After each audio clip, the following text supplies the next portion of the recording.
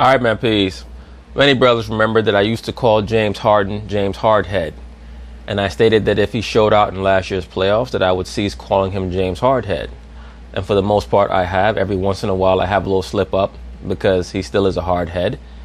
But I have to give James credit because he did take the team as far as they would go in last year's playoffs. I don't consider him a transcendent player per se, but he is an extremely talented offensive player, especially for this era, that is so predicated on being dominant in the face-up game, going between your legs 5,000 times, the defender not really being able to guide you with his hand anymore defensively. Once you beat your initial defender, you're at the rim normally, unless your five-man is not particularly a stretch five, and then the center might be able to hover around the lane. For this era, James Harden is right there with anybody offensively. But his performances in the last couple of games, with him having another 50-point triple-double against the Lakers and following it up with another 47-point performance against the Utah Jazz, has caused his teammate, his quickly expiring teammate Chris Paul, to put forth the notion that James Harden is the most talented or the best offensive player that he's ever seen. Do I believe that? No. But James Harden is one of the top offensive players to ever play in the NBA. Definitely top 20, maybe even top 15. I would have to sit down and really think about it.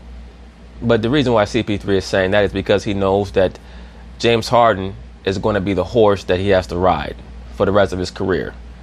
Because CP3 is quickly approaching that mellow area, believe it or not. He's never going to be mellow because CP3 actually understands how to play multiple aspects of basketball, but he's definitely on the other side.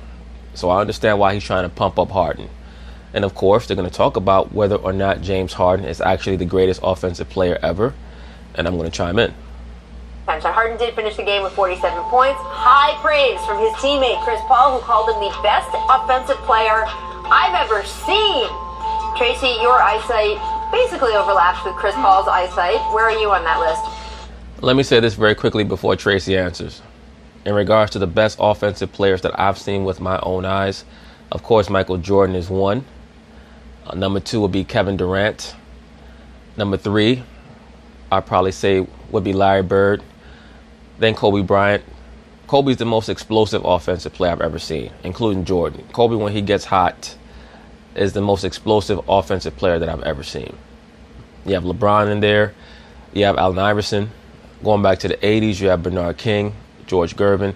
But just going by point output and proficiency, and also having an ability to score in a myriad of ways, face up, off the dribble, post up, low post, scoring with the left or right hand around the basket. One is Jordan, two is Durant, three Larry Bird. Certain people might say Larry Bird had years in the mid-'80s where he was averaging 28, 29 points a game on 50% shooting from the field, 40% from three, 90% from the line. In that era, players were not allowed to dribble out in front of them like they do today. Larry Bird in this era would kill. Dirk Nowitzki, I have to give him honorable mention as well. And I'm not even quite sure if James Harden is as good as a prime D Wade in about 04, 05, 06, that area before he got hurt. James Harden's been doing it for longer, though, so I have to put him above D Wade as an overall offensive player. That I've ever seen? Yeah. No, not even close. I say he is the best skilled at getting to the creating fouls and getting to the free throw line. I agree with that. As a perimeter player, he's probably the most talented at drawing fouls, or at least I should say he's the most favorite player of the referees that I've ever seen. I've never seen a player get foul calls like James Harden. Like, he gets foul calls that Michael Jordan never got. But he's not the best offensive player I've ever seen. I mean, that has to be Michael Jordan, Kobe Bryant, and Kevin Durant. So in your current players, you think Kevin Durant is probably at the top of that list? Yeah. Oh, definitely. And let me not forget Steph Curry either. Steph Curry's right there with Harden as an offensive player. Maybe a smidgen above because he's more proficient. Yeah, because the way KD can score, inside, outside, catch and shoot, I mean, all aspects of scoring KD can do. James is an ISO type of player. He shoot the ball extremely well, and he creates foul getting to the free throw line. He's not the best I've ever seen, but in today's game, it's KD and himself. I think it's KD and Steph above Harden, because I think Steph, with what he's able to do all over the floor and when he gets hot, and off the ball too. That's what I mean when I say my list is based on how diverse your skill set is when it comes to scoring. James Harden is a great scorer for what he does. But when you talk about Michael Jordan, Kevin Durant, Larry Bird, these guys could score off the basketball. Like, they didn't have to dribble. Nobody can touch him. And Tracy, to your point with KD, at 7 feet tall, there's nobody who can even stand near him. He wants to get going. I'm not even sure the last time that I saw James Harden circle around a pick and come do a catch and shoot.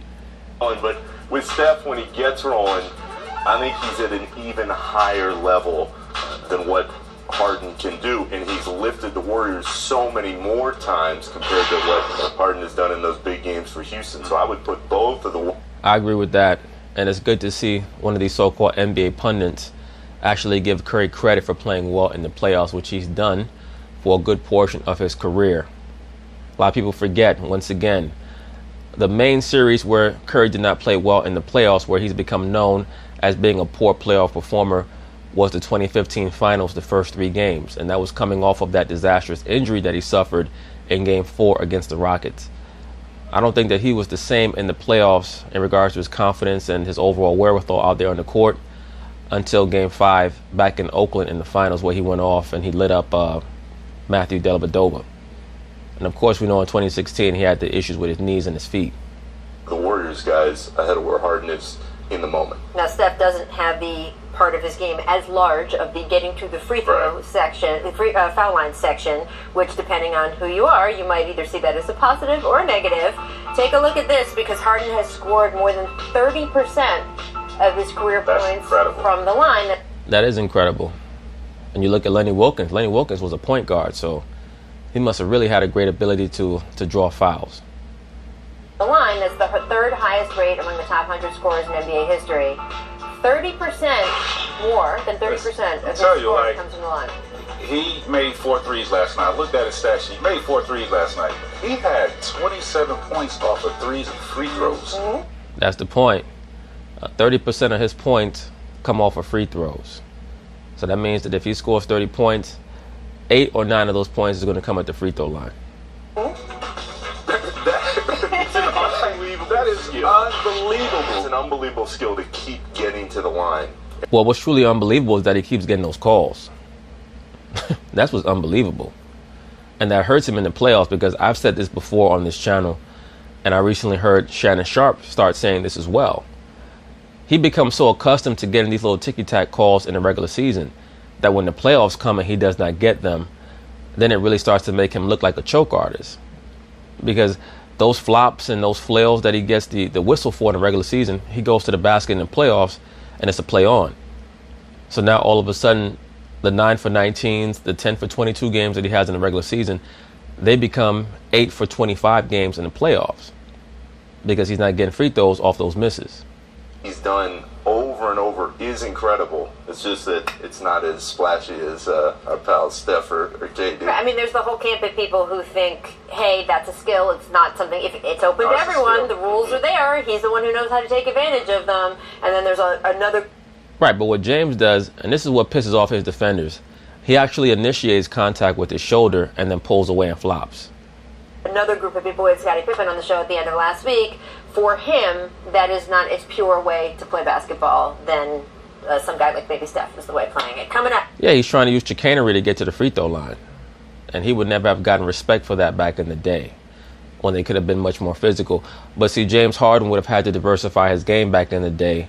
He's not going to age well as an NBA scorer because, he's not learning how to play in the post. But then again, it's going to be easier for him to score now, so maybe he won't have to go to the post at, 31, 32 like players in yesteryear had to go. He can still dribble out and face up and just pull up for 3, take 5 steps back and pull up for 3 like he's been doing. But anyway, we'll see how things go for Mr. James Harden and CP3 and the Houston Rockets. So peace.